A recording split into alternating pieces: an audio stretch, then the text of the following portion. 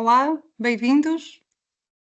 Muito obrigada pela vossa presença, tanto a quem está aqui pela primeira vez, como a quem renovou os votos da inscrição do dia 28 de Abril, o Dia Mundial da Prevenção e da Segurança no Trabalho, que também ficou memorável pelo apagão, como sabemos que era o dia em que tínhamos planeado realizar este webinar. Claro que hoje não é o dia específico da comemoração da prevenção e da segurança no trabalho, mas na verdade todos os dias são dias da prevenção e da segurança e por isso também decidimos manter nas nossas divulgações do webinar de hoje o título Dia Mundial da Prevenção. Sou Anabela Neves, eu tenho de Calçado de Portugal e serei a moderadora deste webinar dedicado ao tema Segurança no Trabalho na Era Digital, uma iniciativa promovida no âmbito do projeto SUL-Digi9. Antes de começar, eu gostava de deixar aqui apenas algumas reflexões do apagão e as lições que nos trouxe sobre prevenção e segurança. Apesar de ter sido uma situação inédita e também de algum desespero, acabou por se tornar um verdadeiro exercício de gestão de emergência. Estar sem energia elétrica e sem comunicação exigiu jogo de cintura, decisões rápidas, capacidade de gestão, tanto técnica como emocional, estratégia, gerir o imediato, gerir o dia seguinte, gerir escassez de recursos, enfim, gerir imprevistos dentro do próprio imprevisto. Ao fim e ao cabo, proporcionou um conhecimento sobre o que é que funciona bem na empresa e o que não funcionou tão bem. Foi, sem dúvida, uma experiência que permitiu fazer balanços, identificar várias oportunidades de melhoria para a prevenção no dia em que se comemorava exatamente a prevenção e a segurança. Bom, voltando então ao nosso tema de hoje, segurança no trabalho na era digital. E porquê este tema? É certo que estamos a atravessar uma grande transformação no contexto do trabalho, impulsionada pela digitalização, pela automação, pela inteligência artificial. Esta mudança traz sem dúvida inúmeras vantagens, mas também impõe novos desafios no que diz respeito à segurança e saúde no trabalho. À medida que os riscos tradicionais dão lugar a novos riscos de natureza digital e psicossocial, torna-se fundamental refletir sobre o que é que podemos fazer para garantir ambientes de trabalho seguros e saudáveis. É precisamente neste cenário que surge o objetivo deste nosso webinar e partilhar experiências de como podemos conciliar o avanço tecnológico com a proteção do bem-estar dos nossos trabalhadores. Vamos ter a oportunidade de ouvir dois oradores com perspectivas complementares. Ana Sofia Colim é professora convidada da Universidade do Minho desde 2009, na área da ergonomia e fatores humanos. É mestre em Engenharia Humana e doutorada em Engenharia Industrial e de Sistemas pela mesma universidade. Atualmente é também coordenadora do grupo Ergonomics and Engineering Psychology do DTX, Laboratório Colaborativo em Transformação Digital. Ventura Correia é colaborador da empresa Carité, responsável pela criação do Departamento de Moldes e Tecnologias e partilhará a sua experiência no terreno na implementação de soluções digitais e os seus impactos nas equipas de trabalho. Antes de prosseguirmos, gostava também de informar que este webinar está a ser gravado e estará disponível brevemente na plataforma digital do CTCP. Ana, Ventura, olá. Muito obrigada por terem aceito o nosso convite. Muito obrigada. Eu vou começar, Ana, eu vou começar por ti. Então, como é que foi, brevemente explica, como é que foi o dia do apagão? Como é que foi lidar com isso? Bem, boa tarde a todos. Primeiramente também queria agradecer o convite que me foi dirigido pelo Centro Tecnológico de Calçado, Portugal, e pela oportunidade criada de estarmos aqui hoje reunidos para assinalar uma data tão importante como o Dia Nacional da Prevenção e Segurança no Trabalho e para refletirmos também sobre estas questões ligadas ao impacto da digitalização na segurança no trabalho. Relativamente ao apagão elétrico, eu acho que o maior impacto foi transversal à vida de qualquer um de nós. De facto, sentiu-se que digamos que o silêncio tecnológico fez-se ouvir o mais alto do que nunca. E o principal desafio para mim foi ficar offline, sem luz, sem rede, sem comunicações à distância, e portanto acabei por redescobrir ou até mesmo por recordar ao longo de algumas horas, felizmente, só foram algumas horas, o que é estar offline. E isto realmente tornou evidente a nossa dependência da tecnologia. Mas também, na minha opinião, destacou que a verdadeira resiliência não está nas máquinas ou na tecnologia, mas está nas pessoas. Portanto, somos os sistemas melhor preparados para reagir a falhas. E isso também ajuda este meu pensamento a realçar que é realmente premente que a transformação digital promova a criação de novos sistemas de trabalho mais humanizados e, de facto, o tópico deste webinar é de extrema relevância, no meu entender. Temos que refletir sobre o presente, sobre o presente, desculpem, e, sobretudo, pensarmos, anteciparmos como será o futuro. Um futuro que nós ansiamos que seja, na mesma, seguro, com dignidade no trabalho e um futuro em que a tecnologia vá evoluindo e vá caminhando lado a lado com estas nossas preocupações. E tu, Ventura, como é que foi aí na empresa? Como é que foi lidar com este corte de energia e comunicação? Muito obrigado, desde já agradeço o convite feito à Carité e representado pela minha pessoa, mas podia ser um outro qualquer. Mas, contudo, em relação a esse dia, foi a parte da gestão das emoções das pessoas e, como a Ana falava, do apagão, de estar desligadas entre elas, etc. Mas depois o desafio foi também criar mecanismos de alinhamento para o dia seguinte. Que sim, nós depois, a parte de manager, tinha que garantir que a equipa que estava a seu encargo, no dia seguinte, se houvesse luz ou não houvesse, qual seria o caminho. E isso, efetivamente, funcionou muito bem. Claro, tivemos que usar a velha técnica, reuniões em grupo, reuniões presenciais, e tudo funcionou, porque depois deixou-se, digamos, uma diretriz em que as pessoas, felizmente, no outro dia tínhamos a luz, facilmente tivemos, mas se não existisse, digamos, a presença da energia, todos nós sabíamos, a empresa Carté, como reagir. Portanto, isso foi fácil de resolução. Uhum. Muito bem. Ana, podes explicar o que é e como funciona o DTX, o Laboratório Colaborativo para a Transformação Digital? Sim, eu tenho aqui uma breve apresentação. Se me permitirem, então, vou partilhar o ecrã. Conseguem ver a minha apresentação? Sim. Ok, pronto. Então, relativamente ao DTX Colab, só um bocadinho, estou aqui. Ok. O DTX Colab é um laboratório que faz parte de uma rede nacional de outros collabs, ou seja, de laboratórios colaborativos, que visa estreitar a relação entre a investigação académica e as necessidades reais das indústrias e também da sociedade, e está, portanto, alinhado com o plano estratégico a nível nacional para a inovação. Aqui temos alguns números que podem caracterizar o nosso collab, recentemente criado. Já tem 120 trabalhadores, entre os quais temos um número significativo de investigadores doutorados, temos vários projetos em curso, incluindo agendas mobilizadoras, várias também publicações científicas, também temos uma forte componente de acolhimento de alunos de mestrado, de doutoramento, que integramos nos nossos projetos.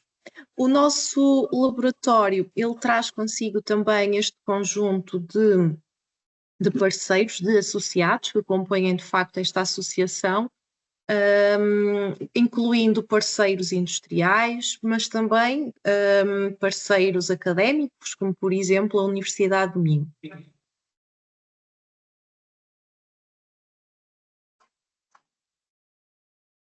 Depois, os nossos projetos visam essencialmente a criação da nova geração, digamos assim, de sistemas ciberfísicos. A maior parte dos projetos envolve uma equipa multidisciplinar e internamente os nossos recursos humanos estão divididos nestes diferentes grupos de inovação tecnológica e de transferência dessa inovação. nomeadamente Data Science and Machine Learning, Data and Application Engineering, Process and Equipment Simulation, Embedded and Edge Computing, Functional and Sensitive Materials, Computer Graphics e por último, o meu grupo, que acaba também muitas vezes por ser transversal, uma vez que estamos a desenvolver tecnologias para serem usadas por pessoas, portanto acabamos por intervir e por cooperar com estes diferentes grupos ao longo dos projetos, que é o grupo então de Ergonomics and Engineering Psychology. Relativamente à nossa experiência ou competências, a minha equipa tem estado envolvida em projetos de desenvolvimento e implementação de tecnologias inovadoras, como a robótica colaborativa, a realidade aumentada, também no design e na validação, testes de habilidade, interfaces inteligentes, e até mesmo também com a avaliação da utilização de exoesqueletos em ambientes de trabalho reais. Muitas vezes usamos métricas de quantificação direta, como por exemplo nesta imagem. Não sei se conseguem ver o meu rato. Conseguimos. Okay. Em que nós, por exemplo, este equipamento que esta trabalhadora está a utilizar numa tarefa de assemblagem permite fazer uma análise cinemática rigorosa dos movimentos, das posturas, para com grande rigor estimarmos o risco associado, desenvolvimento de lesões musculoesqueléticas, de fadiga, e também assim, de uma forma bem fundamentada, também justificarmos o novo design do novo posto, onde vai ser introduzida, por exemplo, uma nova tecnologia, justificando também o investimento, e depois de uma forma rigorosa também conseguimos, por exemplo, ver o proveito a nível, neste caso, ergonómico, entre o antes e o após a implementação da tecnologia.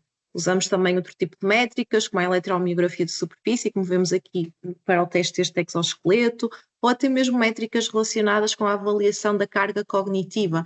Por exemplo, este participante está a usar uns óculos que faz o tracking para onde ele direciona o olhar, o número de blinks, ou seja, o número de quantas vezes é que ele pestaneja, que está diretamente associado com a sobrecarga mental, a atividade também galvânica da pele, ou até mesmo a taxa da frequência cardíaca, várias métricas, e também incluímos também métricas psicofísicas em que recolhemos diretamente as percepções das pessoas do desenvolvimento das tecnologias, ao longo da criação dos protótipos e depois na sua implementação final. Ao longo destes processos adotamos sempre um design centrado no ser humano, e também uma lógica de ergonomia participativa, envolvendo todos os stakeholders do projeto, adotando também abordagens de co-criação, de modo a em conjunto criarmos o projeto e de modo a que esse projeto e essa nova tecnologia tenha realmente significado e responda às necessidades reais, quer da indústria, quer também às expectativas de quem vai ter que utilizar essa tecnologia e de modo também a conquistar melhor a confiança dos trabalhadores perante esses novos processos, essas novas tecnologias. E isto muito alinhado com o novo paradigma da indústria 5.0. Trago aqui este conceito, eu sei que existe assim alguma controvérsia, que de facto a indústria 5.0, este novo conceito introduzido pela Comissão Europeia, já em 2021, não se prende com uma revolução industrial, não é nada disso, é um complemento à automação, à robótica que a indústria 4.0 trouxe, essa revolução a nível industrial. Então, este paradigma, este complemento da indústria 5.0 acaba por colocar, tal como defendido pela Comissão Europeia, acaba por colocar um especial enfoque no ser humano, quando pensamos então nesta evolução ou na introdução destas novas tecnologias, e assenta nestes três pilares: no design human-centric, na resiliência dos sistemas e também na sustentabilidade. Só um bocadinho, estou aqui com alguma dificuldade em avançar nos slides.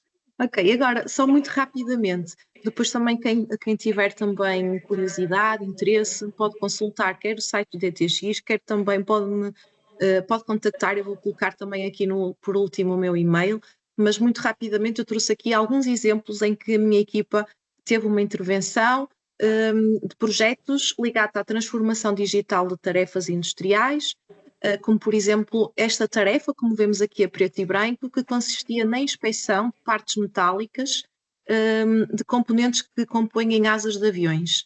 Nós desenvolvemos num dos nossos parceiros, na época ainda era a Embraer, e neste caso a tarefa original consistia então na fiscalização destes defeitos, uma tarefa, portanto, altamente com uma carga cognitiva elevada, bem como também, se repararem nas imagens, frequentemente estes inspectores adotavam posturas musculoesqueléticas ou posturas, sim, com uma elevada carga musculoesquelética. Tinham que captar a imagem do defeito, depois registar através de registro fotográfico e até, muitas vezes usando também uma régua para medir esse defeito, e depois essa imagem era transferida para um relatório usando outra aplicação dentro da fábrica, que depois os inspectores teriam que produzir acerca desses defeitos identificados. Portanto, o nosso objetivo foi criar, como veem em baixo, um dispositivo digital que eliminasse a utilização de várias ferramentas tradicionais, como régua, lupa, a máquina fotográfica, portanto, que integrasse tudo neste dispositivo que aqui o meu colega está a utilizar, a segurar em baixo, e este dispositivo, para além disso, era composto por algoritmos inteligentes que captavam imagens dos defeitos e ajudavam a pessoa a identificar a tipologia do defeito e comunicava diretamente com o MES da empresa para, de uma forma digital, gerar esses relatórios dos defeitos. Para desenhar este protótipo deste equipamento, também fizemos várias avaliações ergonómicas, até testamos várias configurações para o equipamento físico, por exemplo, o tipo de pega. Testamos 3 tipos de pega diferentes, usando métricas de análise cinemática, de eletromiografia, também para ver qual a pega que fazia com que a pessoa adotasse uma melhor postura, uma menor fadiga e de uma forma mais rápida captasse imagens com qualidade, de modo que os algoritmos conseguissem interpretar o defeito. Pronto, assim de uma forma muito rápida. Este outro exemplo de projeto implementado, neste caso na IKEA Industry, foi então a aplicação de uma outra tecnologia, que é a realidade aumentada. Neste caso, nós desenvolvemos 2 aplicações. Como neste vídeo de cima vemos a utilização de uma aplicação que foi criada para os formadores, os team leaders, criarem sessões de treino, sessões de treino que incluíssem a realidade aumentada para ajudarem os trabalhadores a perceber os procedimentos a efetuar numa determinada máquina. Porque, inicialmente, a formação para, por exemplo, neste caso nós centramos-nos na rotina de arranque de uma OMAG, e então os procedimentos que o trabalhador tinha que respeitar são apresentados numa WES, numa Work Element Sheet, onde está lá, onde encontramos o passo a passo, de todo o standard work associado a essa rotina, e então de uma forma tradicional. Então o que nós ambicionamos foi criar algo para que, usando uma aplicação móvel, o trabalhador em chão de fábrica pudesse ir recebendo essas instruções, como vemos aqui usando a maquete que nós tínhamos no laboratório, recebesse essas instruções de uma forma mais interativa e com realidade aumentada, em que os conteúdos com realidade aumentada destacavam, por exemplo, as zonas da máquina onde ele tinha que intervir. Para criarem estas sessões de treino, os team leaders podem então utilizar esta aplicação para fazer essa criação das sessões de treino com realidade aumentada. Notem que esta aplicação para os team leaders ou para os formadores em chão de fábrica não carece de conhecimento prévio em programação. Portanto, foi algo também bastante inovador e foram estes os 2 principais outcomes que nós entregamos associado a este projeto, com realidade aumentada. Depois temos a robótica colaborativa, onde também temos vindo também a trabalhar, neste caso, este primeiro exemplo é um projeto mais científico, com TRL mais baixo, que foi um projeto financiado pela FCT, envolve investigadores quer do DTX, quer da Universidade de Minho, em que basicamente nós pretendemos criar um sistema robótico colaborativo que tenha câmaras, como vemos aqui neste robô, que sejam capazes de captar as posturas, as necessidades da tarefa de assemblagem e depois o robô, com algoritmos inteligentes que foram, entretanto, criados ao longo do projeto, consiga então interpretar se as posturas do trabalhador se indicam que ele está numa maior sobrecarga física ou se está com dúvidas na realização da tarefa, e assim o robô conseguir adaptar-se em tempo real para ajudar o trabalhador a completar com maior sucesso a tarefa e, por exemplo, adotando posturas adequadas. Isto é um projeto, então, como eu disse, mais de cariz científico, que envolveu também a equipa de ergonomia, mas também de robótica e de visão por computador.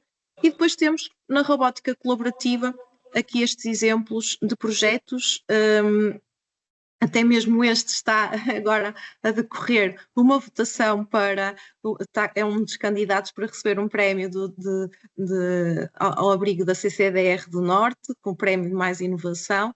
Este caso, este projeto implicou o desenvolvimento de uma célula com robótica colaborativa e com automação, que foi criada para acomodar trabalhadoras com lesões musculoesqueléticas e com limitações ao nível já identificadas pela medicina do trabalho, até mesmo com historial de síndrome de canal cárpico.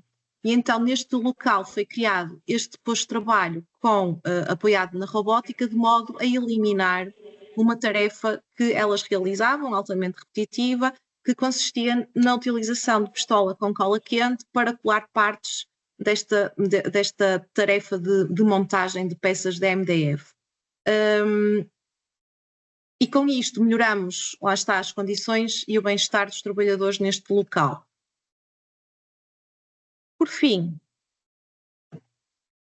temos só um bocadinho, queria só introduzir. Por fim, ia-vos mostrar um outro projeto que nós implementamos também na IKEA, no seguimento deste anterior, num posto de trabalho onde, repetidamente, um trabalhador realizava tarefas de inspeção de qualidade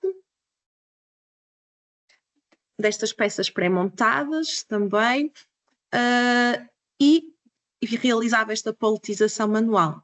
Uma tarefa altamente repetitiva, altamente monótona, e então o intuito foi criar um sistema robótico que fosse capaz de manipular automaticamente estas peças e também fazer a verificação da qualidade.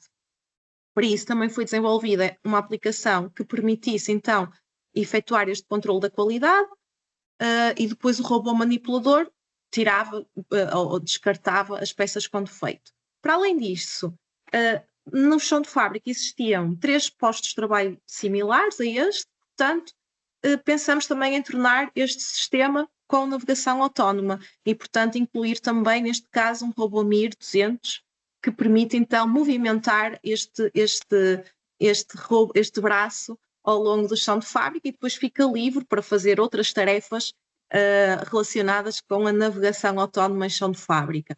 Também foi criada uma aplicação móvel para os trabalhadores fazerem um controlo deste sistema robótico. Desde o início, nós adotamos, lá está, também uma lógica de ergonomia participativa, fizemos avaliações ergonómicas, de modo a irmos de encontro com as necessidades, quer do nosso parceiro industrial, quer também para irmos dando formação, desenvolvendo competências também nos trabalhadores perante estas novas tecnologias e conquistando essencialmente a sua confiança perante estas novas tecnologias. Assim, muito rapidamente, era isto também que eu gostaria de partilhar convosco. Incrível, incrível. Muitas soluções interessantes. Muito interessante. Ventura, diz-me, podes falar um pouco sobre o tipo de equipamentos robotizados que a Carité possui neste momento, então?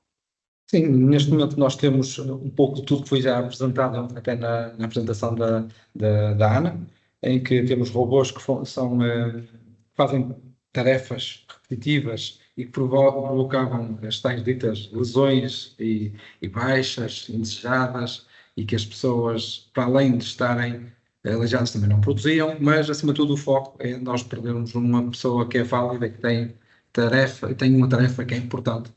Temos isso, temos os sistemas integrados com o robô, em que são robôs que fazem operações mecânicas perigosas, outros são apenas plug-in, plug-out. Temos linhas automáticas, temos máquinas que são sistemas automatizados, em que o foco é sempre, primeiro, garantir a mesma, no mínimo, a mesma produção, ou melhor, com melhor qualidade, no mínimo, e ter as pessoas disponíveis para outras funções.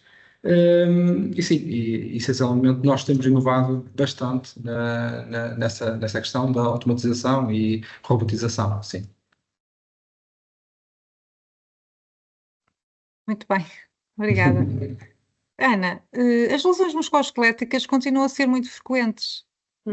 Diz-me, que tipo de soluções conheces para a sua prevenção? Ok. Pronto, algumas dessas soluções acabei também por falar, nomeadamente a robótica colaborativa ou até mesmo a automação, em que acabamos por retirar as tarefas mais penosas da parte da responsabilidade do ser humano e transferimos para a parte da robótica, mas existem muitas outras abordagens. Eu queria destacar, logo para começar, a necessidade de avaliação ergonómica.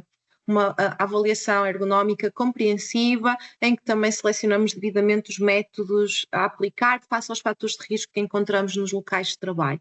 E nesta ótica, a literatura científica apresenta-nos várias métricas validadas por esse efeito, iniciando-se desde a parte mais generalista, ou até na recolha da percepção dos colaboradores. Existem vários questionários também validados, e nós próprios também muitas vezes iniciamos uma intervenção nesse sentido, mesmo visando a transformação digital do posto.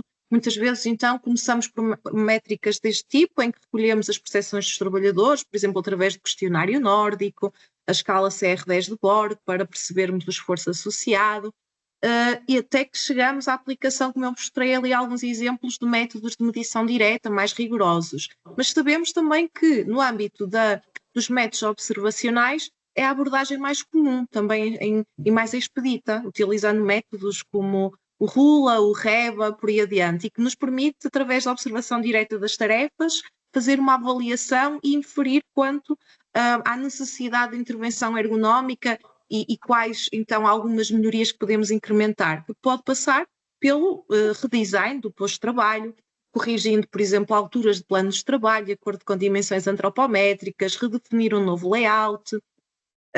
Depois também destacar, por exemplo, intervenções até mesmo muito mais económicas, mas que também com um impacto muito positivo, como a ginástica laboral, que é algo simples, mas que pode ter um importante impacto na redução da fadiga muscular. E a formação é essencial também, e muitas vezes, aqui que nós estamos a falar de transformação digital, essa formação contínua e também dar feedback aos trabalhadores, cada vez mais têm surgido até ideias e projetos em que nós acabamos também por poder integrar soluções mais inovadoras e até mesmo de monitorização, ou até com, por exemplo, criação de assistentes virtuais, que podem ajudar o trabalhador até mesmo a corrigir posturas, a recomendar pausas e também a alertá-lo para a necessidade de respeitar determinados procedimentos seguros para executar o trabalho, né? E pronto. E depois temos as soluções que eu mencionei, a robótica, os exoesqueletos cada vez mais também são muito utilizados. Sim, muito bem. Ventura, quais foram os principais, ou são os principais desafios e benefícios que observas vocês têm enfrentado com a introdução da nova tecnologia? Sim, nós estamos no setor do calçado, em que temos que avaliar toda a sua evolução histórica, não é? E é um trabalho que era feito muito manual. Com a introdução destas novas tecnologias e estes novos sistemas e máquinas e a necessidade de produzirmos com algum critério, um critério mais afinado, qualidade, etc., nós tivemos essa necessidade de avançarmos com a automatização e a robotização. E, claro, a primeira coisa que nós tivemos a dificuldade foi as pessoas vencerem aqueles medos associados a elas, não é? Uns porque têm a idade, outros porque até têm algum problema de saúde já por causa da repetibilidade, esse cansaço de lesões musculares. E havia sempre esse medo, que é: vou ser descartado, vou fazer o que não quero. Não, mas nós aqui na Carité tentamos sempre que possível dar oportunidade interna. E é claro, o desafio que nós tivemos foi informar e conseguir informar, eu estou a repetir 3 vezes de propósito, as pessoas da necessidade de nós termos que avançar com estes equipamentos, com estas tecnologias, e não é para substituir pessoa.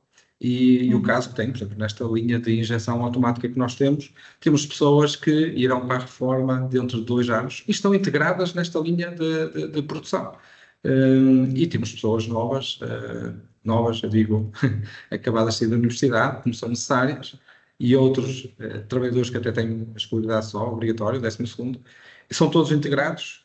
Tentamos dar a informação, a formação também, que é importante. Sim, é interessante, porque vocês tiveram o cuidado de comunicar, não é? A comunicação ser eficaz, também para não provocar essa ansiedade e esse medo de, ok, esta máquina vai dispensar pessoas, não é? mesmo Vocês isso, tiveram esse cuidado. porque aqui a ideia é que quando nós temos uma máquina que está a ser descarregada na fábrica e as pessoas que não estão por dentro de todo o seu histórico vão pensar, olha, vem uma máquina para me substituir, ou o que é que vai ser de mim, ou tudo mais.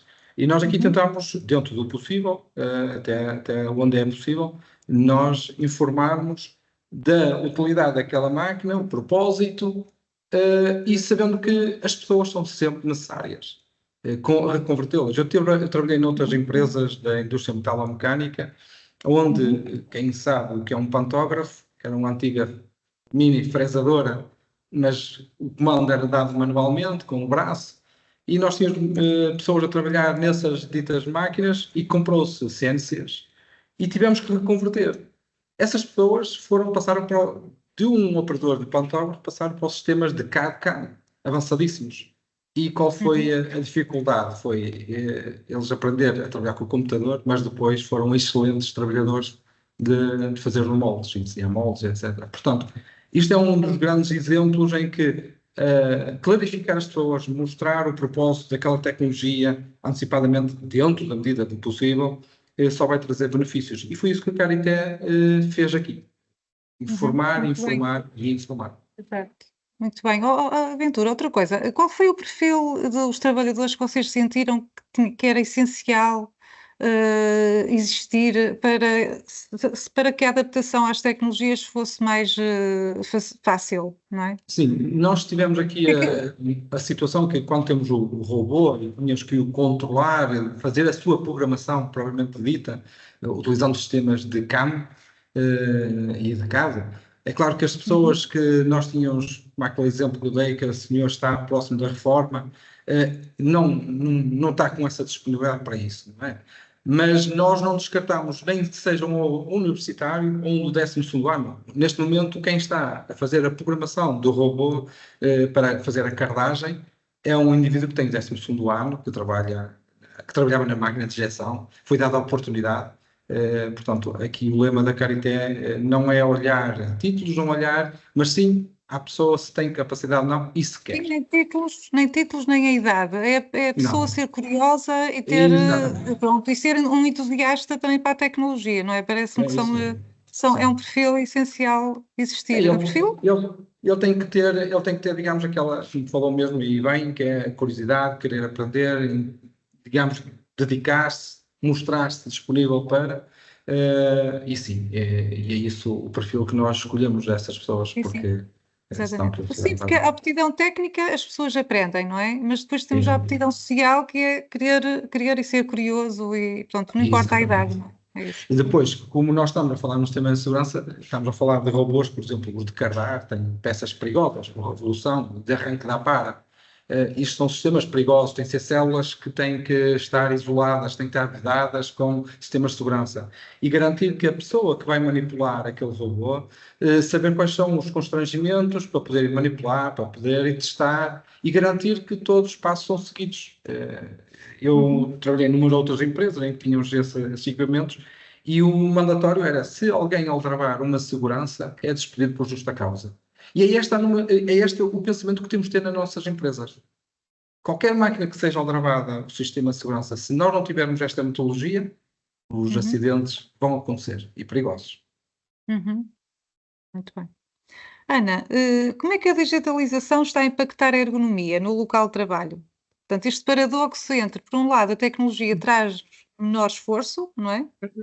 Mas, por outro, traz-nos maior carga mental. Exato, é uma excelente É? pergunta. É, de facto, é assim. Nós muitas vezes procuramos na robotização, na digitalização, a redução da carga física no trabalho, com potencial para diminuir este problema das lesões musculoesqueléticas, que ainda continua a ser um dos problemas mais frequentes. No entanto, este alívio físico pode ser acompanhado por um aumento da carga mental, ou até mesmo por um aumento do stress, por exemplo, durante a interação com estas novas tecnologias, como o robô colaborativo, o que seja. E também muitas vezes exige uma maior atenção, eventualmente uma maior vigilância, a necessidade de realizar multitarefas ou de controle, também de tomada de decisões, até muitas vezes com base em dados digitais. Bem, e este paradoxo entre ou menos esforço físico, mais esforço cognitivo, também levanta muitos desafios na área da ergonomia, porque para avaliarmos os fatores físicos, nós temos uma panóplia de métodos validados na literatura científica. Na parte cognitiva, para a parte da avaliação dos fatores cognitivos, é uma parte que muitas vezes nem qualquer ergonomista ou nem qualquer técnico de segurança tem conhecimento sobre como avaliar de uma forma rigorosa. Existem várias métricas, mas não estão tão desenvolvidas, principalmente para a aplicação mais no terreno, porque nós temos equipamentos, como há bocadinho eu mostrei, que nós fazemos essas medições, esses parâmetros. Existem também questionários, por exemplo, o NASA Task Load Index, é um questionário que nós aplicamos muitas vezes para avaliar e está validada a sobrecarga cognitiva, mas depois não temos métricas observacionais como temos para a parte física, e isso também é um desafio. É também desenvolvermos frameworks que orientem a avaliação desses fatores.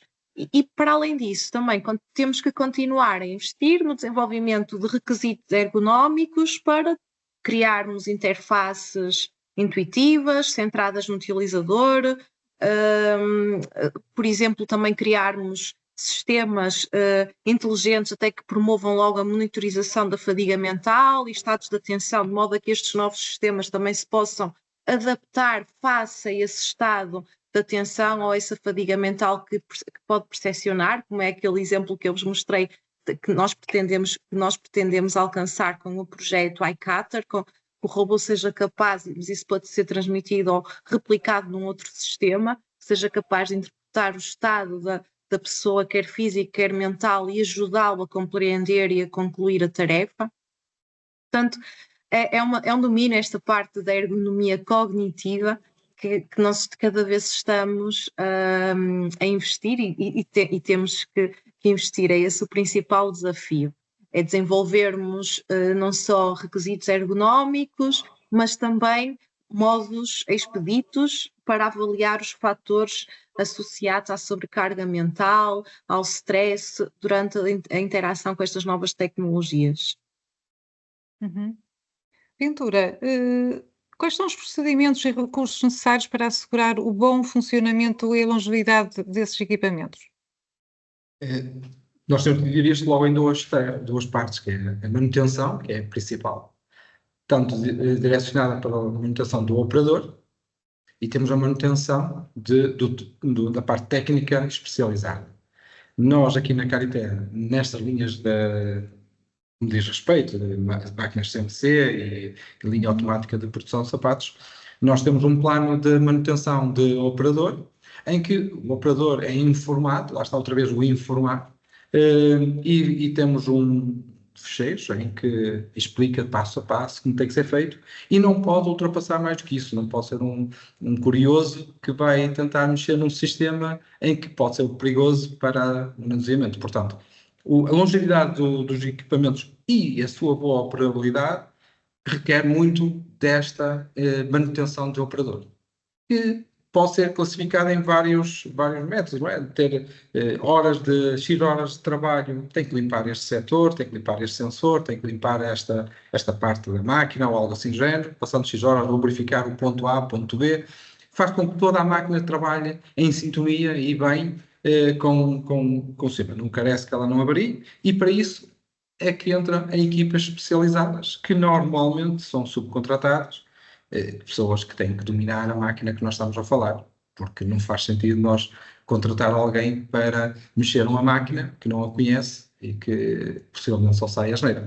E o exemplo é este, por exemplo, este robô de cardar mecânica, que na sua ponta está agarrada numa fresa, como eu expliquei há um bocado, com rotação, arranque da para. Se aquele elemento estiver ligado, tiver a fazer uma manutenção em que tenha que trabalhar com a rotação e o técnico dentro daquela célula, é claro, o técnico tem que saber que só pode trabalhar a 10% ou a 20% da sua velocidade. Há um limite, não é? Para ele poder reagir e ter tempo à reação. É claro, essas manutenções, o operador não mexe. Não está. O operador é bem claro para o operador até onde é que ele pode ir, não é? Exatamente. É bem claro e será a tal que nós chamamos de manutenção de operador, que é nível 1 da manutenção. Não mais do que isso. Não mais do que isso. Muito bem, muito bem. Então, se calhar já referiste, Ana, mas para reforçar um pouco mais, quais são as boas práticas que as empresas devem seguir no terreno? Portanto, podemos falar também de rotatividade, não é, de tarefas, porque a repetição da tarefa, portanto, quando a tecnologia ainda não existe, quando a tecnologia existe, ok, temos estes cuidados que temos que interagir com o trabalhador, não é? E que por alguma forma previne a repetição da tarefa, não é? Um movimento repetitivo e a doença profissional devido ao movimento repetitivo. Mas diz-me que boas práticas é que as empresas devem seguir? Portanto, como falaste também já da participação, não é? Dele intervir, a consulta ao trabalhador, diz, certo. por favor. A abordagem da ergonomia participativa, sim, onde os próprios trabalhadores são envolvidos, quer na identificação de riscos, quer também depois na concepção das soluções. E nesse âmbito, adotando o chamado design centrado no utilizador ou no ser humano, de modo a guiar, não é, desenvolvimento dos novos equipamentos. Mas também já falamos aqui de outras boas práticas, até mesmo, Ventura, a questão da formação contínua dos trabalhadores é também um elemento essencial e até mesmo, lá está, a necessidade, face a esta transformação digital, desenvolvimento de novas competências para interagirem devidamente com as novas tecnologias e para termos então novos postos e postos de trabalho seguros. A questão da rotatividade é também um tema interessante. Claro que implica que tenhamos trabalhadores com competências para permitir essa rotatividade.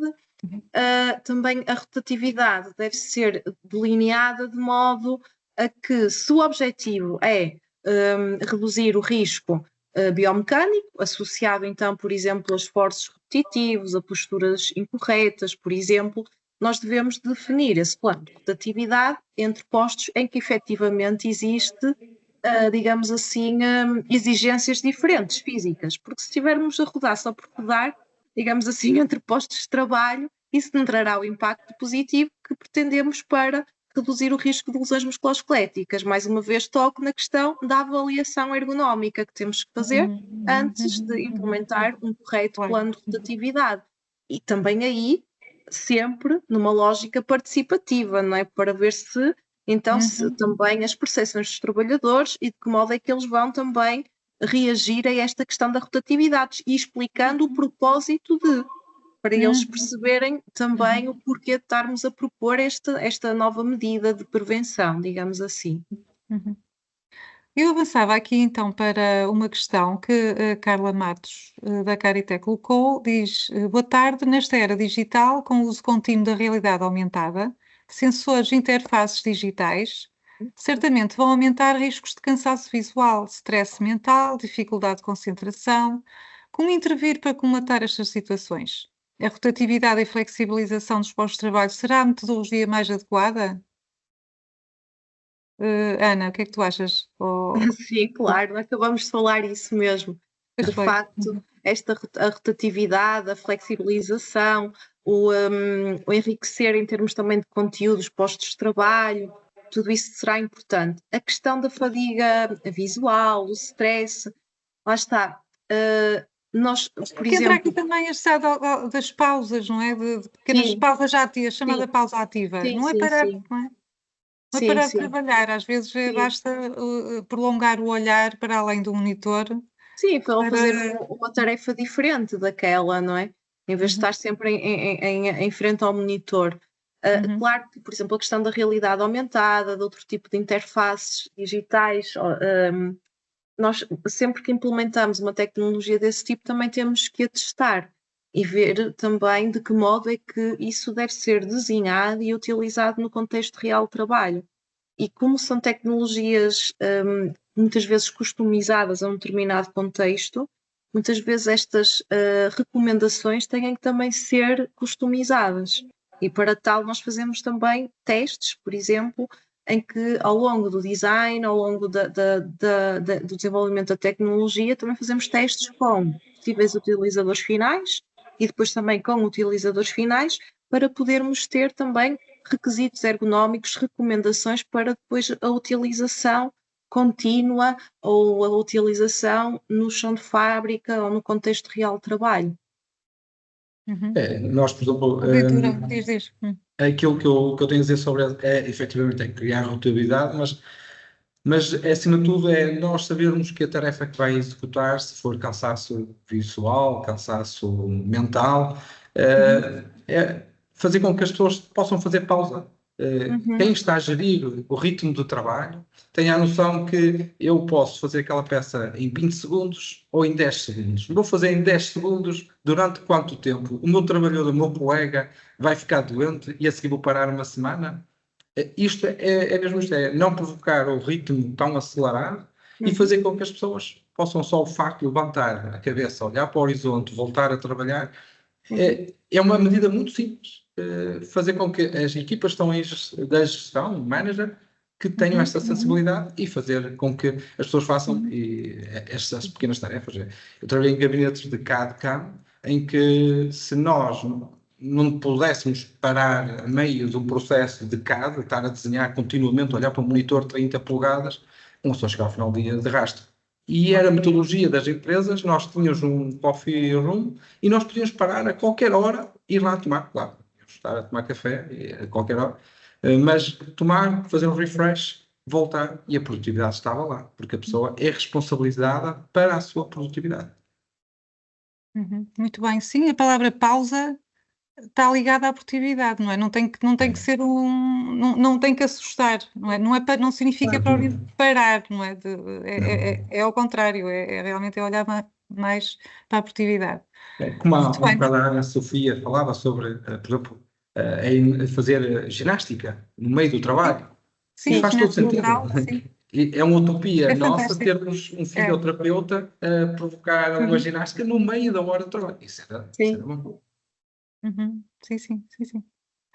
É incrível. Nós não temos mais questões. Eu colocava então uma última questão a ambos. Como é que idealizam o futuro industrial num cenário em que a automação e a robótica vão estar cada vez mais presentes? Ventura, começo por ti. Ok. Eu como sou ligado à área da metalomecânica e engenharia mecânica, o que eu vejo no futuro é que, efetivamente, num futuro muito longínquo, o robô há de substituir, não na totalidade, mas para aquelas tarefas que nós fazemos, de apertar um parafuso, bem substituir. Ponto. Digamos, a cadeia de executar uma peça vai mudar drasticamente. O que vai ser preciso é as pessoas serem direcionadas para criar o conhecimento e fazer com que as máquinas façam aquilo que nós queremos e bem feito, porque fazer, todos fazem, bem, já é outra história.